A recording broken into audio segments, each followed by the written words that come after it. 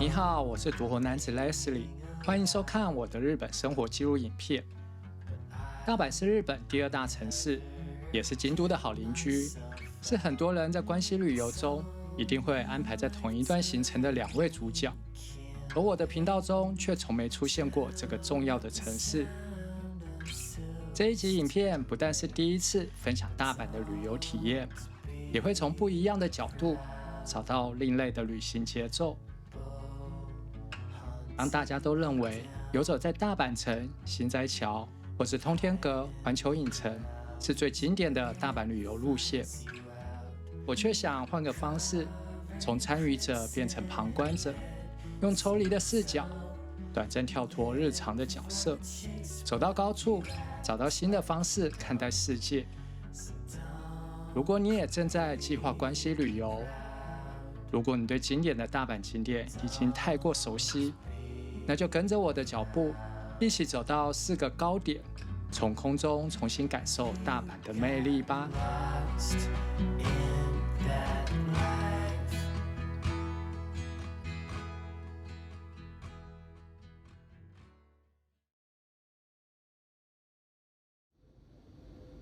在2025年說到大阪旅遊，第一個反應一定是世界博覽會。其實早在1970年，大阪就舉辦過第1次世博，而第一個高空視角就在當時留下的萬博紀念公園旁邊。從市區坐單軌電車，看到巨大的太陽之塔雕像，就到萬博紀念公園站了。太陽之塔由藝術家岡本太郎設計，1970年世博會期間的主題展館之一，高70公尺，外觀有3張臉，象徵貫穿過去到未來的能量。整座萬博紀念公園範圍非常大，很推薦花1個下午慢慢的散步。園內有各種植物和多個展館，也能近距離觀察候鳥和昆蟲，是大阪近郊最貼近大自然的空間。這裡還有一座為了世博而建的日式庭園，佔地26公頃，對外展現了日本園林藝術的巔峰。庭園由一條小溪蜿蜒連通，串起4種不同的風格。全園在平安時代神殿造風格附近，經過中世紀的枯山水庭園，再到江戶時期的回遊式庭園，最後進入現代庭園。平緩而寧靜的氣氛，和不遠處的摩天輪形成強烈的對比。也像是庭園裡的流水一樣，從古至今貫穿不變的優雅品味。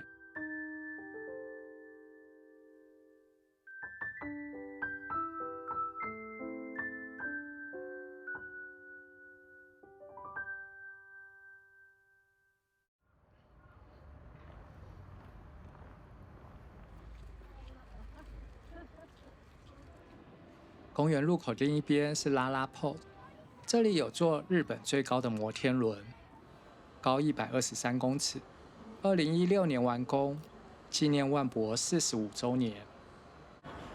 繞完一圈約18分鐘，有一些獨創的特色包廂，像是在暗室裡聽鬼故事，或是在裡面吃點心。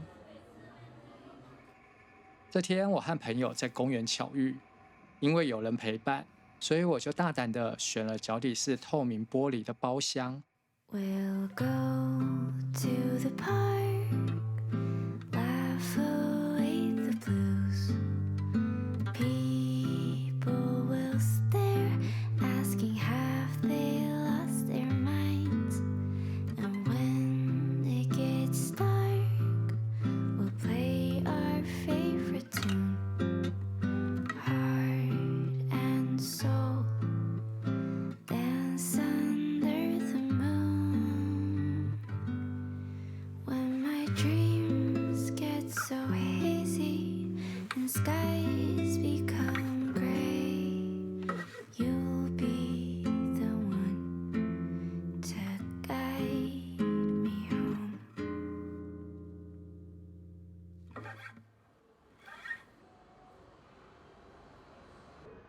不知道該說是我很幸運，還是要說我很帶賽呢？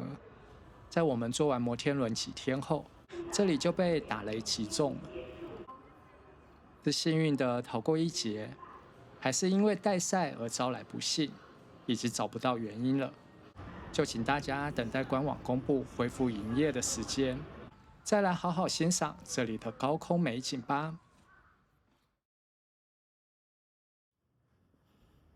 大阪南邊的堺市有一座世界遺產，沒有開放入內參觀，只能繞着外圍走一圈，卻什麼也看不到。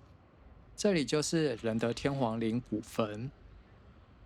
不過2025年10月開始，可以飛到大約100公尺的高度，從空中一覽這座世界遺產的全貌。坐 JR 到百蛇鳥站，再走不到10分鐘，就會到大仙公園的北入口。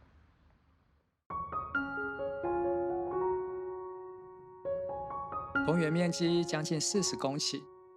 大片的草皮，茂密的樹林，水池與藝術的造景，讓這裡成為市民週末的最佳休息空間。公園裡除了遊客中心，還有圖書館、博物館或商店的設施，即使花上一整天，也會有參觀不完的感覺。公園深處有一座日式庭園。作為堺市建市100週年的紀念項目，裡面是層次豐富又富有精緻品味的造景。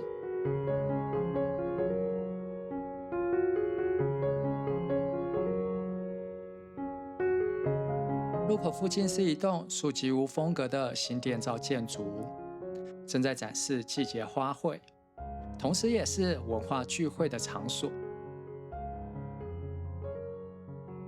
建築前的大池塘比喻海洋，就像大阪港口面對海洋一樣的開闊。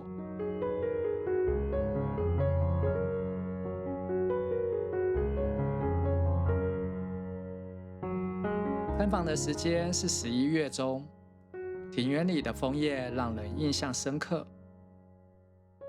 不過2月底的梅花樹海，或是初夏盛開的鳩尾花，都是這裡非常獨特的美景。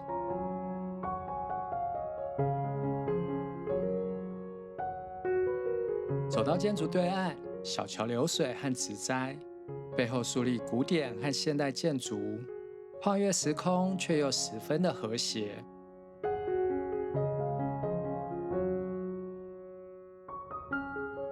庭園回遊的過程中，一直看到熱氣球不停地上升下降，更加刺激我的好奇心。加上今天天氣很好，能見度非常高，從空中看看這座城市一定會非常漂亮。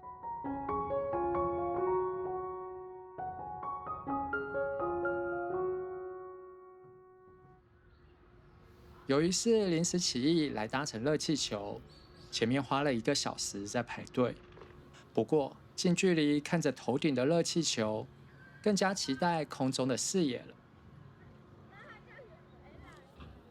現場買票成人是4200元，如果是網絡預訂會便宜一點，還可以省去排隊的麻煩。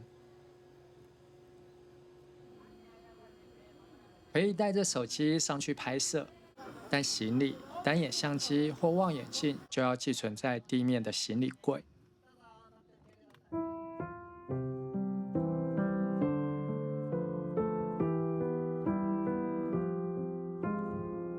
雖然是鋼索細流式的熱氣球，但上升的過程沒有機械感，就是慢慢的漂浮起來，有種一不留意就突然發現已經到空中的感覺。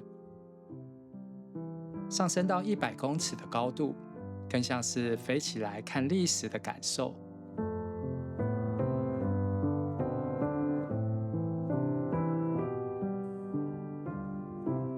前方後圓的仁德天皇陵古墳，外形像一個巨大的鑰匙孔，這是在地面完全看不到的視角。這座陵墓建於5世紀，是日本第16代天皇仁德天皇的長眠之地，在空中更能感受這裡的廣闊，包含周圍3層護城河，面積超過埃及的胡夫金字塔，是世界上最大的陵墓之一。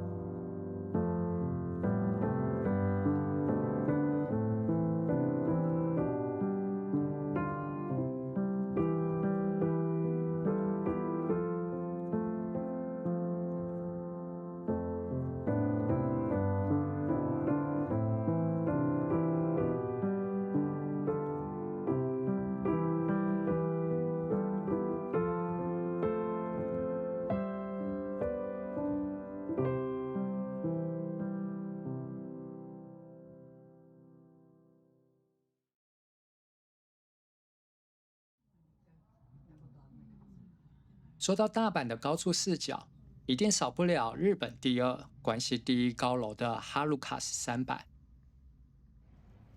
這棟高300公尺、2014年完工的摩天大樓，位在市中心的天王寺，能近距離欣賞最熱鬧的城市秩序。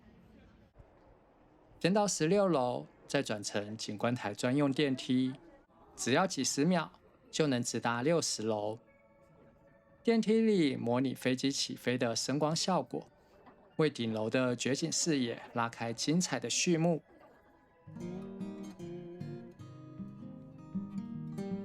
一出電梯，大阪的市景就出現在腳下。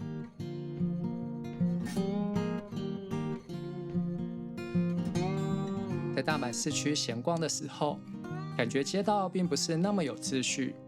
參差的建築高度也為城市畫出複雜的天際線，但從300公尺的高度往下看，好像突然理解了這座城市的佈局，街道怎麼延伸，建築怎麼排列，甚至城市怎麼運作，全部都一目了然。原本在地面上覺得很複雜的地方，從這裡看，好像都變得簡單了。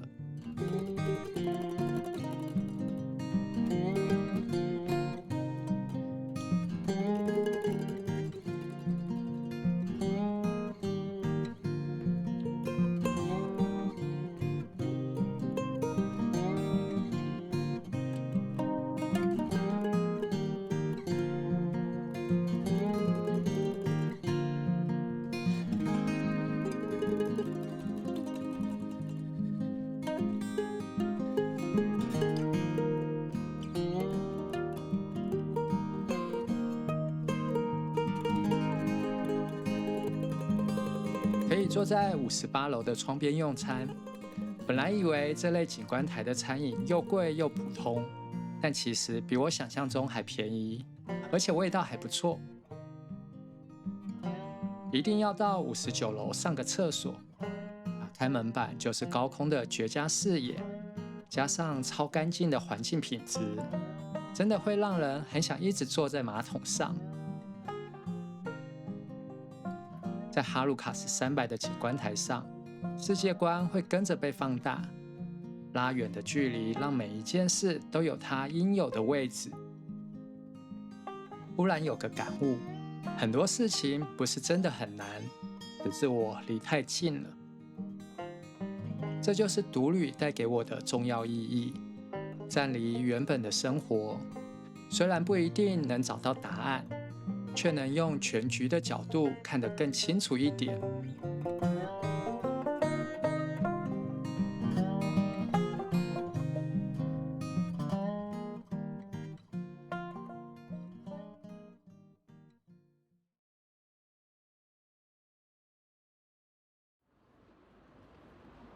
如果想從高空的角度欣賞城市夜景，那梅田藍天大樓一定是推薦首選。位在交通樞紐梅田的中心，公路或鐵道形成的光軌，加上高樓建築的燈海，形成既浪漫又孤獨的城市夜景。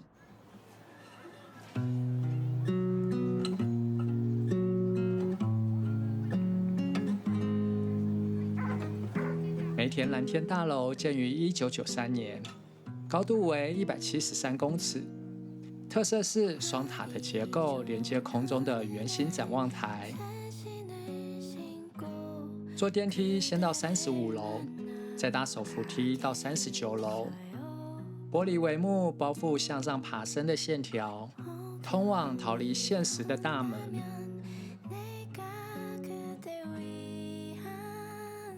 39樓是室內展望空間和商店，透明玻璃的平台採用鏡子的天花板，讓這裡的空間感覺更大。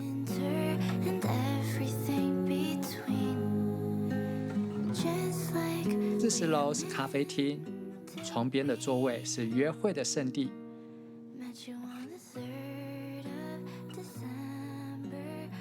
屋頂是室外展望台，沒有玻璃的遮擋，也不會有反光的干擾，更透明、更清晰地欣賞城市裡流動的光影。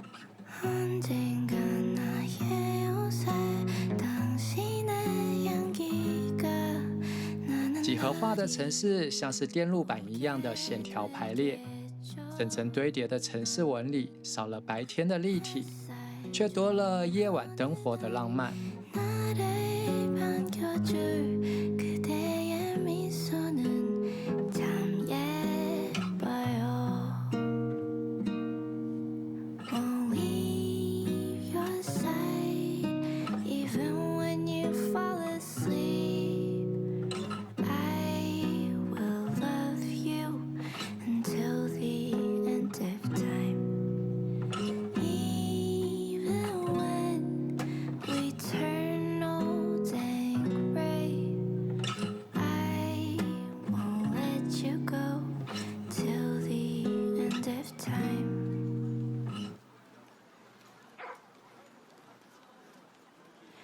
We could spend the summer, the winter, and everything between, just like we are meant to be. Met you on the third. 離開景觀台，孤獨的感覺很快就沒了。1樓廣場經常會舉行活動，很快就被拉回熱鬧的情緒中。You're next to me.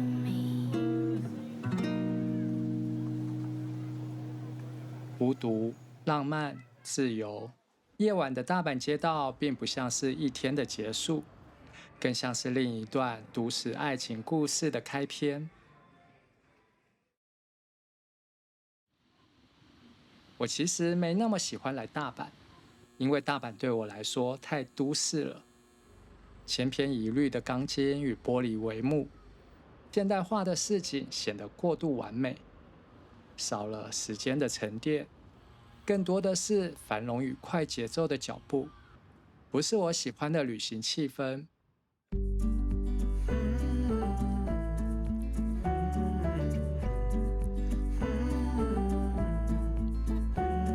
不過，改變一下看風景的角度，試着用抽離現實的視角，好像讓我重新認識了大阪。從慢慢上升的摩天輪，到安靜漂浮的熱氣球，再到能看清城市的高樓，最後是帶有感情的夜景。拉開與城市的距離，卻看清了自己的內心，好像煩惱都會變得渺小，更能用全局的視角看到問題的所在。你到一個城市旅遊，也會像我一樣尋找高處的風景嗎？這4個大阪的高處美景，你最喜歡哪一個呢？在高處欣賞風景時，你都在想些什麼呢？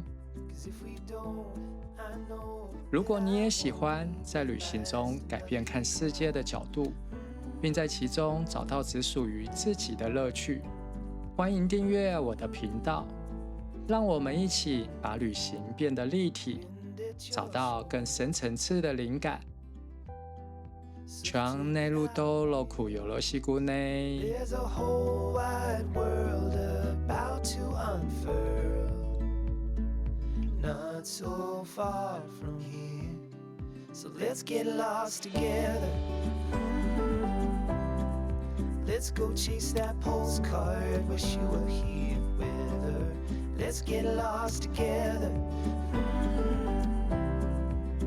'Cause if we don't, I know that I won't even last another year.